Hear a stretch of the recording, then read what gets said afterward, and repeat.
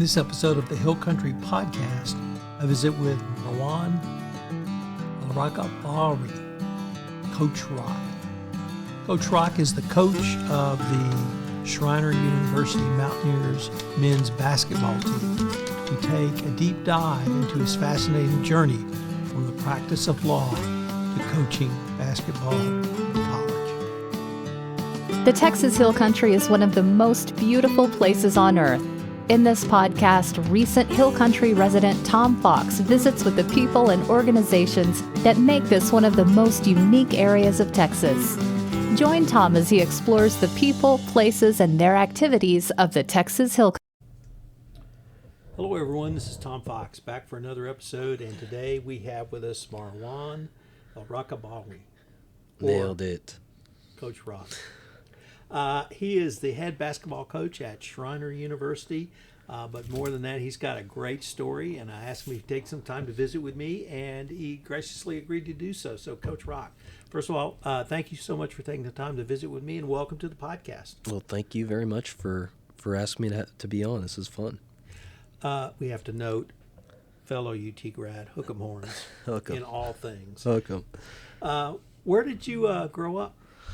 So I was born in Alexandria, Egypt. Lived there till I was 4 years old, and then my family immigrated to Houston, Texas. And so I grew up in Houston, ended up going to college at UT, and then law school there as well.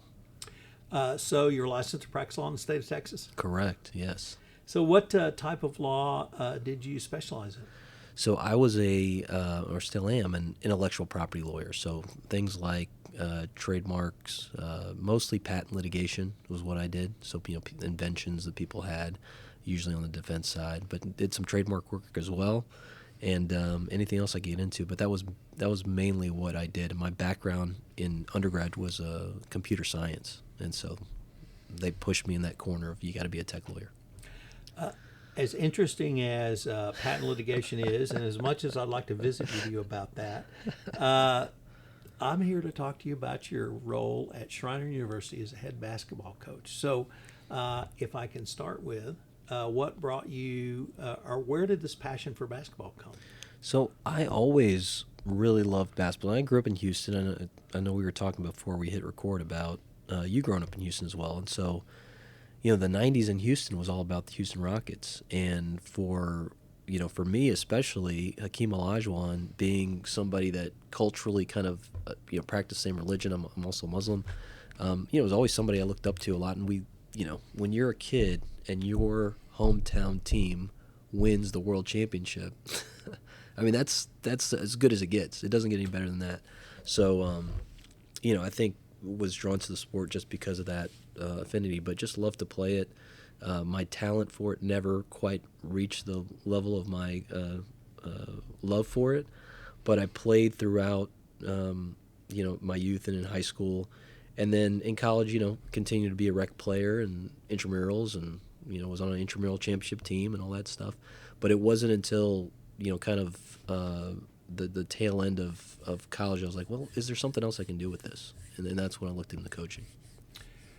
So I was a Rockets season ticket holder from 1983 until 2001. So we're going to spend some time on the Rockets. Nice. And for those who grew up in Houston, it was so significant on so many levels. First of which, it was the first championship Houston won since 1961 when the Oilers won the second year of the AFL. But you hit on something that I think a lot of people have forgotten, which was Hakeem Olajuwon and his role as really a religious and cultural ambassador in the city of Houston and indeed across the U.S. because he was very open about his faith. He played a championship during Ramadan. And so I was wondering if you could say a few words on what that meant to the Muslim community in Houston. Yeah, and I think I identified with him honestly more as a basketball player than as a fellow Muslim, but it was definitely something that was, I think when you're in a new country, which I was, at 4 years old, I didn't know any English, right? And then you navigate through, and you're in where do you belong, right? What's your belonging? So he gave that sense of belonging to me of like, hey, it's okay, like this is normal, right? people would ask you questions. Why aren't you? It's actually Ramadan right now, so people would ask you questions. Why aren't you eating all day? You know, but now they know, and you have a name like Olajuwon. Well, people can definitely do Elrakabawy if they can do Olajuwon. So for me, just it was really, really meaningful to have somebody that could be a representative for, you know, the kind of culture that I came from. It's funny. I got to meet Hakeem Olajuwon for the first time. I'd been around him a little bit, but I met him this year for the first time. I actually got to talk to him a couple times because his son, Abdullah Olajuwon, is now a senior at Clemens High School in Houston. And we saw this kid in a tournament and saw the last names, like, that couldn't be. And we liked him. We liked him a lot. We were recruiting him for a while. I think he's moved on to some other schools that he's considering, but it was really, really cool to be able to kind of talk to him as a dad, which I got to do in a couple times. There's a sports writer named Jackie McMullen who covered the NBA for many years, and she's released her first podcast. And it's NBA Icons, where she talks to literally the best of the best. And the last couple of episodes have featured Kobe Bryant and LeBron James. And I was very surprised to find, as their career moved to the end, or the sort of last phase of their career, they both called Hakeem Olajuwon and asked if they could come to Houston to learn the shake and bake. And he was interviewed for both of those podcasts, and he was, of course, flattered. And they both flew to Houston, and in literally a day, he showed them the footwork. And that's a long-winded way of introducing the other topic about Olajuwon, which was his footwork. For a big man, he was really the first to focus on that. And the story's always told that because he came from Nigeria and had played soccer, or what they would call football, all his life, he had really superior footwork that most big men in basketball don't learn in basketball. Any validity in that from your perspective? Oh, absolutely. Yeah, I mean, we still, getting into our basketball, a big part of what we do is we want to attack the rim. Well, to attack the rim, you've got to have the right feet around the rim. You can't just go in there kind of out of control. So we play off of 2 feet a lot, and one of our primary moves that we do is, Rajon Rondo stole it from Olajuwon, so we call it a rondo now because the kids now would know it more. But you might know that move, a 2-foot approach, where you put that ball up towards the rim and then bring it down and shoot a hook shot. So yeah, that footwork was definitely a separator for him, and it's beautiful to watch. But yeah, you've seen. I mean, it was LeBron, it was Kobe. It was Dwight Howard. So many guys have made that pilgrimage down to Houston to try to unlock that part of their game, that low post game. The other thing about that move that I always liked is he would shoot a baseline jumper. And so I grew up in an era where there's no three-point shot, and you typically shot off the wing. And it was the rare player who could successfully really execute a baseline jumper. So it was even more impressive to me because he was a big man, because he was hitting the baseline jumpers. Is that part of what you try to teach as well? So we've become the new rock, right? The whole NBA. It's funny, I was listening to a podcast with Mike D'Antoni this morning, and his influence on the NBA has just been so far-reaching. But the math is very compelling. You've got to try to shoot from the most efficient spots on the floor. The most efficient spots on the floor are the rim, right? Most players are going to shoot about 60% there. You get 1.2 points for every time you shoot a shot there. Or you shoot a 3, right? 33% shooter, you get about a point there. The average college basketball player shoots in the low 30s from that mid-range area, including that baseline jumper that Olajuwon was so good at. Now, if you're a player who can shoot that shot at a clip where you're more efficient, you're shooting over 50% or high 40s, you can shoot that shot. Most guys can't. And so we don't really emphasize that. We encourage guys, hey, get all the way to the rim because good things happen at the rim. You're going to get fouled. You're going to have a rim attempt. Or we found also that the shots you get off of those penetrations, really high percentage shots. Like you get your teammates, they shoot a higher percentage when you get close to the rim and you pass it out to them. I don't know if the listeners know about the shooting guns It's a contraption that sits underneath the rim, and it has a big net that comes out and catches all the balls and then shoots them back out to you. They call them the gun. They have another one called the Dr. Dish, but we call those gunshots. That's what kids practice now these days: getting the ball from right underneath the basket, those guns that shoot it out to them, and then shooting it. So let's create those shots in the games. So you've told us about developing your love for basketball and then thinking about coaching, but you go into the practice of law to start with. Correct. So how did you evolve from patent defense lawyer extraordinaire to Coach Rock? Yeah, well, you've got to have a respectable profession, right, to start. And, certainly when your family has traveled as far as my family did to provide the educational opportunities, you feel some pressure to make the most of those opportunities first. And obviously, I wanted to mention it. You said that, growing up in Houston or being in Houston when you were, so you saw that 1993 collapse of the Oilers, right? And so think how much more uplifting the Rockets were in 94, 95 with that. So, I mean, that's the pain of sports too. So I don't think I ever thought, I didn't think that was a trajectory that really, was viable for me. I love this game. I'm going to continue to be a part of it and coach it, but let me, it was always, do the thing that's going to earn respectability, make you some money, make use of your education, etc. And it was not until just doing it for many, many years that I started to realize, you know what? When I'm in the office, I'm watching that clock. When I'm on a basketball court, I don't. This is where I want to be. Is there a way I can make this work? And that what started that journey. So how did you begin getting down that path to make it work? So it started in college, post-Oak YMCA. Hey, can I come be a youth coach for the summer? Okay, I kind of like that. Texas A&M basketball camp. That was a story too. Those guys, you show up with any Longhorn stuff on, and they just give you crazy. So I worked some camps at Texas A&M. And then it came to, I was going to go to law school at the University of Texas. I wrote a letter to every single high school probably in the city of Austin. Hey, I'm going to be a law student here. I'd love to volunteer as your high school coach. Got no responses. Not a one. I mean, it was incredible to me that I got a couple of emails back that said, like, we don't need help or we're good or some complicated process about, well, we can't take volunteers because of the liability, whatever it was. During my time at the University of Texas, though, I had taken as my foreign language American Sign Language. I had not wanted to take Spanish or French. I wanted to do something a little bit different. I had had some exposure to sign language as a middle school student at T.H. Rogers Middle School, which some folks in Houston might know. They have a deaf program there, so I'd seen some of that. So I took that language, and I had volunteered at the Texas School for the Deaf during my undergraduate.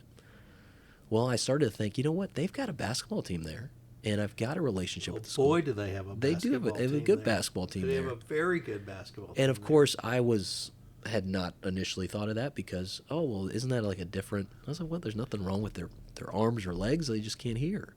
So I contact the athletic director there. I had volunteered in the elementary school. I didn't know anybody in the high school, but I at least had a contact in. So I actually got a meeting with somebody who was a basketball coach in the city of Austin.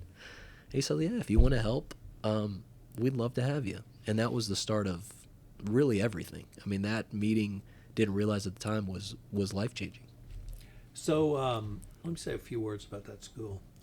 I grew up in Bryan, and they came over to play us.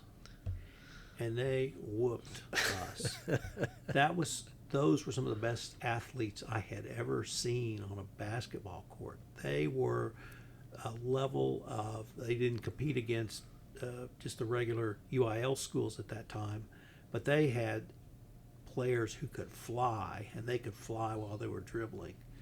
And it was, and their communication skills, both on the court and with their coach, were really unsurpassed. So yeah, I've seen those guys play. Yeah. And that was in the 70s. And I assume the quality of athletes is still there. So tell us about that experience for you. So, I start as a high school volunteer in this school where I'm, most of the time the only hearing person around. And I had taken the language for 4 semesters, but I was nowhere near where I needed to be able to coach at that level, right? To be able to communicate at that time. So a lot of it was adjustment, a lot of it was learning, a lot of it was watching. I was just really just happy to be there. I mean, I heard Brad Stevens say this. He gives this advice to every player: play as long as you can. That's the fun part. Play as long as you can. And I found myself a lot of those years. I was there for almost 9 years. The first couple of years, I would jump in anytime they'd let me. I'd play. I'd warm up with them. I'd play the guys one-on-one after practice. If they needed an extra body for the scout team, I'd be out there. And so a lot of it was just being able to just continue to be around the sport and play. And at the same time, getting to see a model. Chris Hamilton was the guy's name, who's still the athletic director at the Texas School for the Deaf, and he was also the head basketball coach. Getting to see how he did things. I remember very distinctly the very first practice I showed up to. A guy came in 5 minutes late. He sat him down next to the door for the entire practice. He did not let him practice. Well, I come to find out later, that was our best player on that team. And so that just understanding accountability. Also, another memory that comes up, we were an underdog team. We traveled to this big tournament every year. We play the other state schools for the deaf. Indiana was always really, really good. You'd guess that, right? Indiana being really good. We play Indiana in a game that we're heavily, heavily disfavored in. We end up beating those guys in a huge upset. We're celebrating in the locker room, and then all of a sudden, Coach Hamilton stops everything and says, "Everybody line up. I want to give every single one of you guys a hug." And again, it just struck me as like there was a way, like the sternness of being able to tell a guy, "Hey, you're late, you're not practicing," and then also being able to pivot and have that affection and love to where, he wanted to express how much he loved and cared about those guys. I think it was a model that really resonated with me. I didn't really, you play, you don't really understand all that goes into coaching, but he really impressed me in his ability to kind of balance those two things. And so I just learned a lot from watching him, and I got better, understanding what we're trying to accomplish as coaches. So were you doing this while you were in law school? I was. And I remember the first year we had a trip while I had my first law school finals in, around Christmas time. I said, guys, I've got to focus on the law school finals. And I was tortured because I wasn't with the team. They were playing, I think they had a tournament in Louisiana or something like that, and I wasn't with them. So that was the only year I didn't go during finals. The next 2 years I figured it out. I just studied on the road or did whatever. But yeah, I was constantly, as a law student, you have a lot of free time. That's what I did with my free time. I'd go to class and then I'd go to practice. So you graduate from law school, take a job practicing law, probably fulfilling some parental, if not obligations, goals. My father's an immigrant, so I have some understanding of that. But you still have this passion. You still have this love. How did you fulfill that love of coaching and love of basketball after you started your practicing law? Yeah, so as I started practicing, nothing really changed for me, right? Instead of going from the UT Law School to practice, I was going from a downtown office to which actually got me closer to the Texas School for the Deaf. And I'd arrange my schedule so that I'd kind of get in early, and then sometimes practice would be at 3 right after school.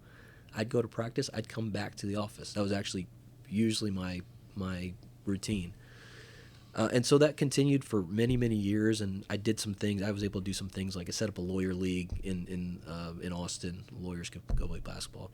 One day, the thing that really changed things for me, I was happy to probably do that for a while, and I thought maybe I'd have a chance to take over the Texas School for the Deaf, because Coach Hamilton had said for years, his kid's getting older, he kind of wanted to just focus on being an athletic director.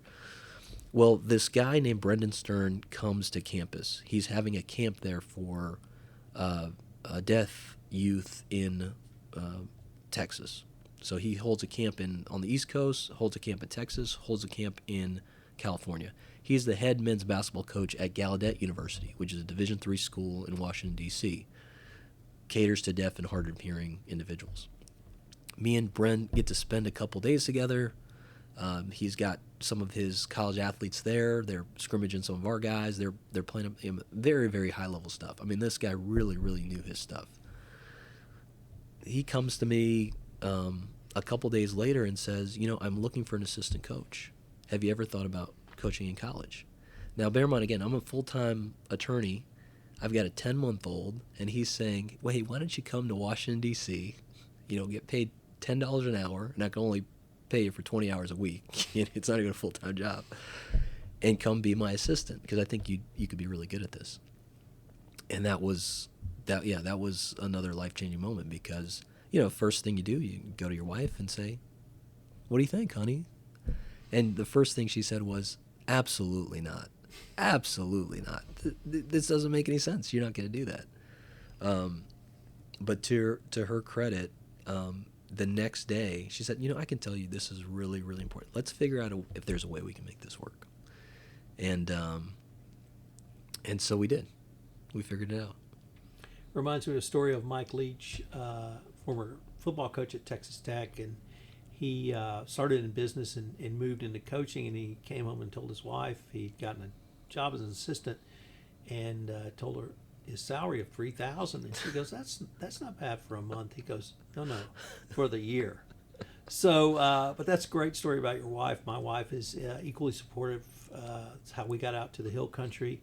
You have to have that partner, right? Yes. Who can even allow you to do things that you're not even sure you have permission to do, right? To kind of give you that permission. Yeah, go for it. So you moved to the college ranks. Correct. At Gaudet. Yes. Tell us about that experience. So everything you do in high school, it's like multiply it by 10 in terms of the level of athlete, the level of preparation, the level of scouting. I mean, that's where I really, really learned what being a coach was about, was there at Gallaudet. So I go there, and I finagle a room in the dorms, in the freshman dorms there at Gallaudet. So I'm living in a dorm room. My wife is is holding down the fort in Austin. She's coming back and forth with our 1-year-old. And, she was great. She'd come to the dorm room, and she built a little nursery in the corner. We would take our son to the dining hall in a stroller, and I could tell people just looking at it like, what life choices did these people make? But again, what I learned from Bren was, just a very high level of preparation, scouting report, I just had not been exposed to that level of detail in terms of, play design, execution, and he gave me so much responsibility. I had no business getting that much responsibility. Hey, you're in charge of our baseline out of bounds plays. Hey, you're in charge of this segment of our half-court offense. Hey, you're going to have 30 minutes of practice today. Make sure you know what you're doing. Hey, go ahead and do the practice plan for tomorrow. I mean, he just kept putting things in front of me, and of course, I was really anxious to do them, but I frankly did not have the qualification or experience at that time to do it, but I had to, right? I had to make sure that I rose to that level because he had such high expectations of me and placed so much trust in me that I just worked like crazy to make sure that, I didn't let him down. We ended up having a great year. We set school records for wins in a year, wins in a row. We made it deep. It was a very interesting year in that a lot of the players we had, I thought Gallaudet, everybody's going to be signing at 100%.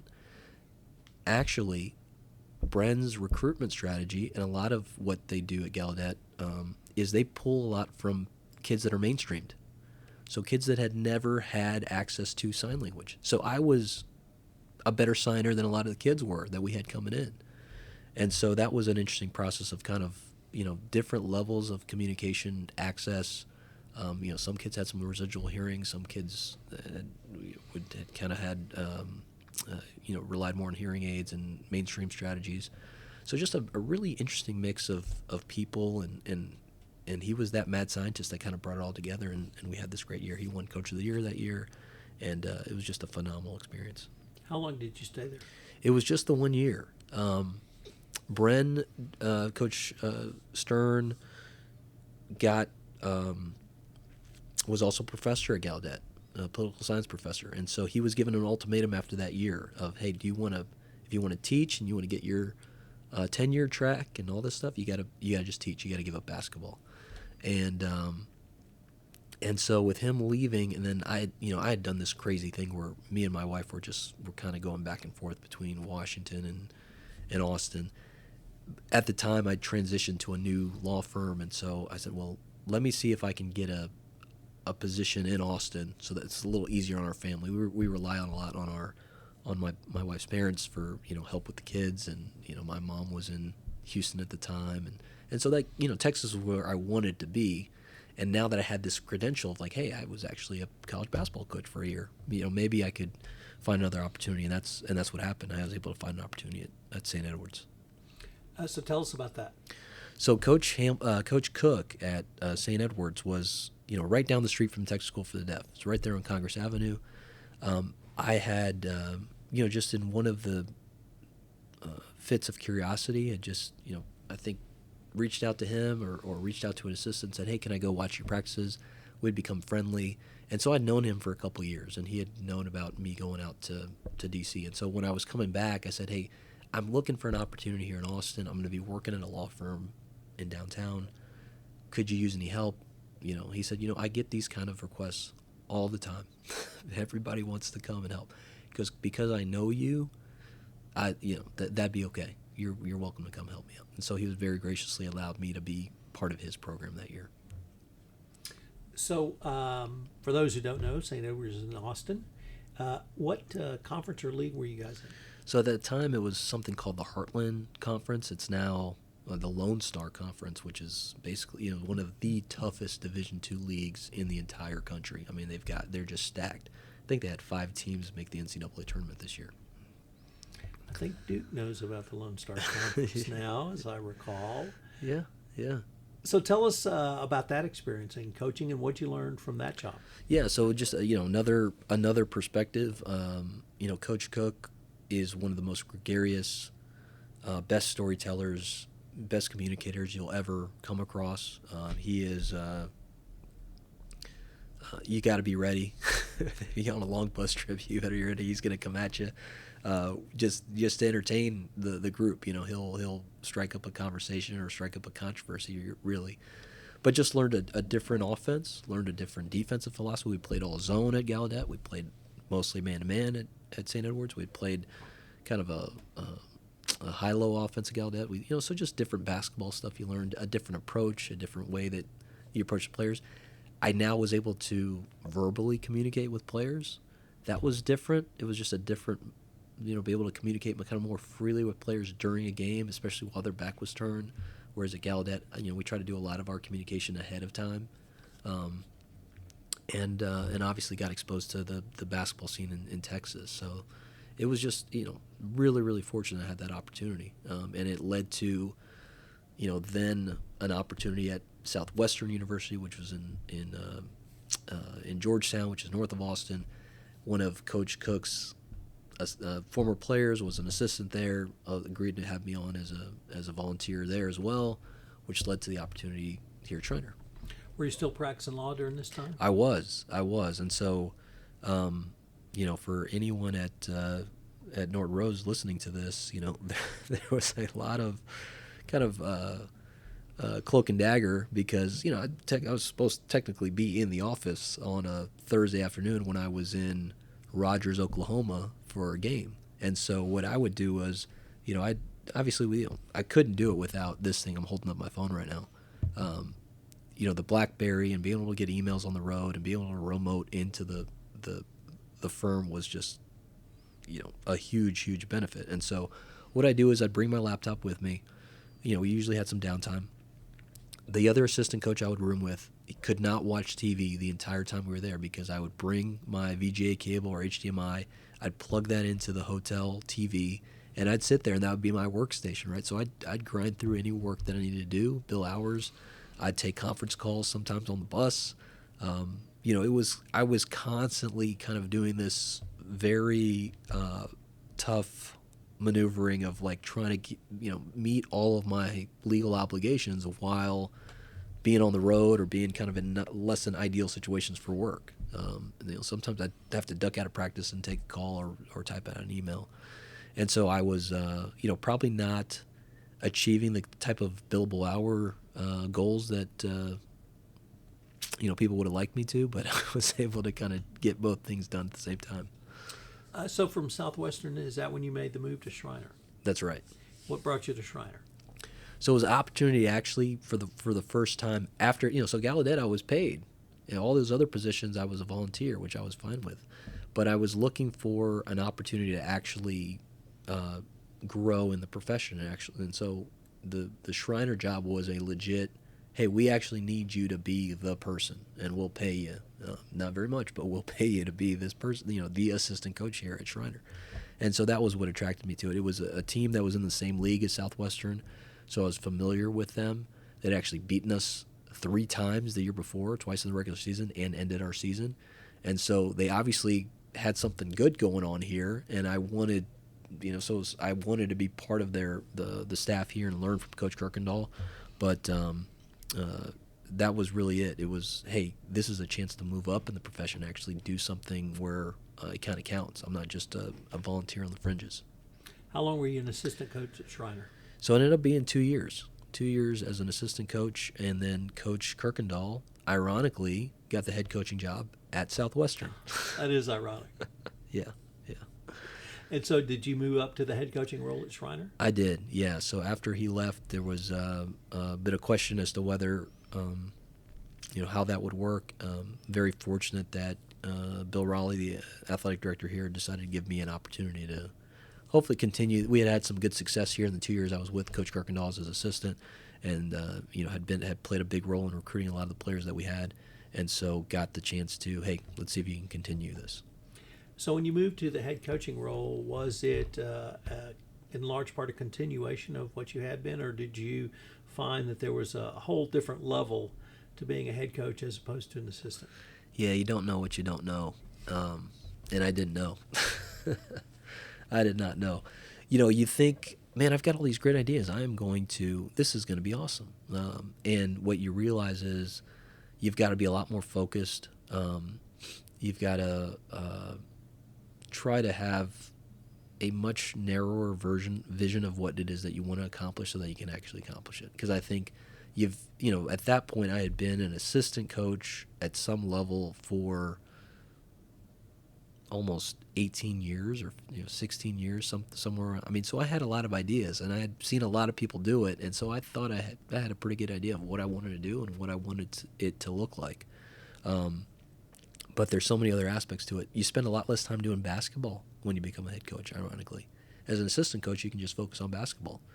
As a head coach, right, you've got other responsibilities, other things that you're worried about from day to day, logistics, the issues that might come up with your personnel, your players, and so that part of it I wasn't as prepared for. So what conference is Schreiner in, and who are some of your biggest rivals? So we play in the Southern Collegiate Athletic Conference. People call it the SCAC, or the SCAC. A lot of teams in Central Texas. Trinity, right down the road, is our travel partner. So they're the team that was always playing the same teams we're playing every weekend, and they've been the class of the league the last 2 years. So those are some guys that we always are really up to play. Southwestern, still in the league, also close in proximity. Texas Lutheran has had a lot of success in this league, has been a team that we love to compete against. And then you've got University of Dallas, Austin College, Centenary, and Colorado College, which is a little bit unique. We have this one school in Colorado. We always make this pilgrimage out there to play them every year. Centenary's got to be a good hike as well. It is, yeah. That's quite a drive. Hopefully you got the charter bus for those trips, and you get some sleep along the way. So did you and your family move to the Hill Country, or is your wife still in Austin? So we split time. So we still have our home in Austin and use that support system there. But we've also got a smaller condo here in Kerrville. So we split time between the two and are kind of here more during the basketball season and in Austin more in the off season. So what's it like to recruit for a university like Schreiner? I think I have a I have a great job in that there's no shortage of really well qualified and inspiring young men who want to play basketball in college. So, many of them are looking for a chance to be somewhere where they can show what they can do. And we've kind of carved a recruiting niche of, there's some players that everybody, all those schools I just mentioned, they're recruiting them, right? There's those guys that have 4 or 5, 6 offers.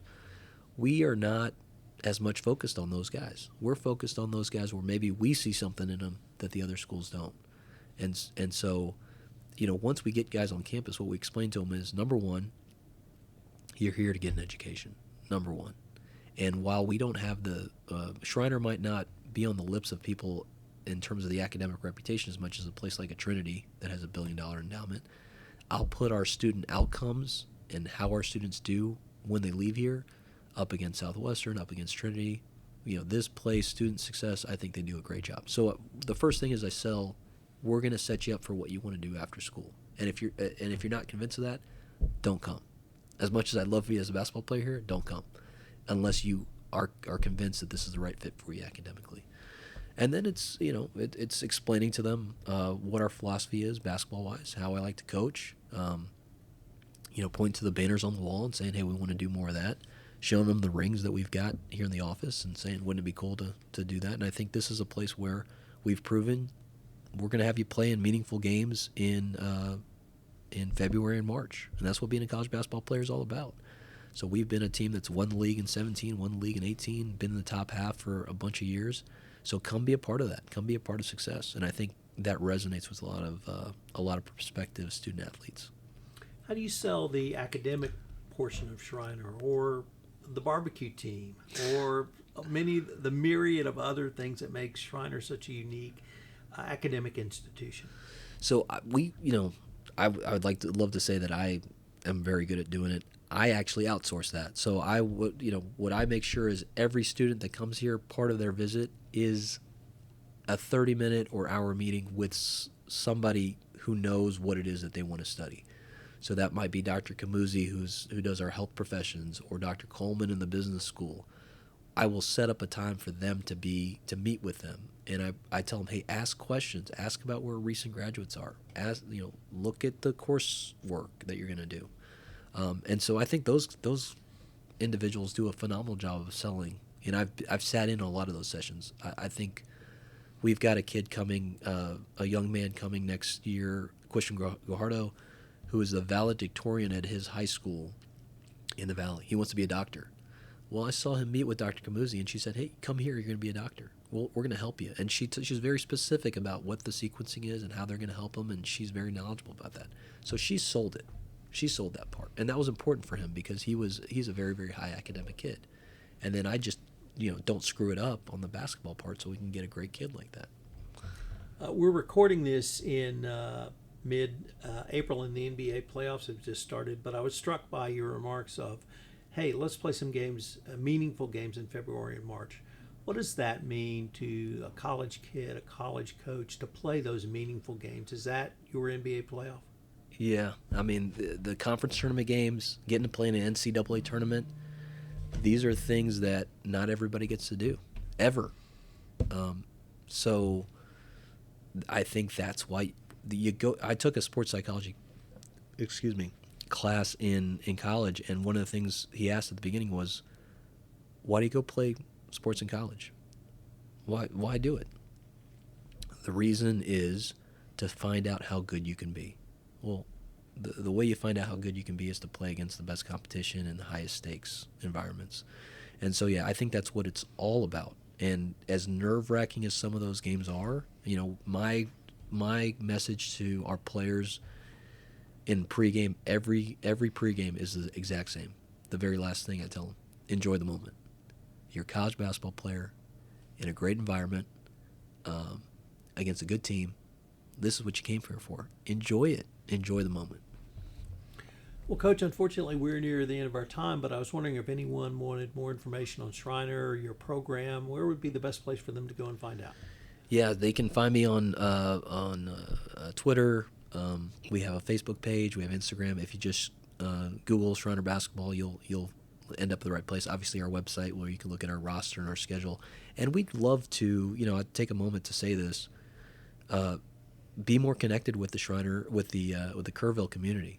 We have, trying to go out. I've done a radio show at the Kerrville Daily Times. We had a great response to our youth camp last summer. We had a lot of young kids here. We want to be more connected to this community. You've got a really high-level college basketball team right here in your backyard, a new facility which we're sitting in together right now. And if you look at that court, every one of those seats, it's not like the old bleachers where you gotta sit up there and your back hurts. All those seats have backs. They're really comfortable. There's not a bad seat in the house. So if folks are interested, we've got some great players here in a great facility. I'd love for them to come down and be part of it. Well, we'll see if we can drive some folks here.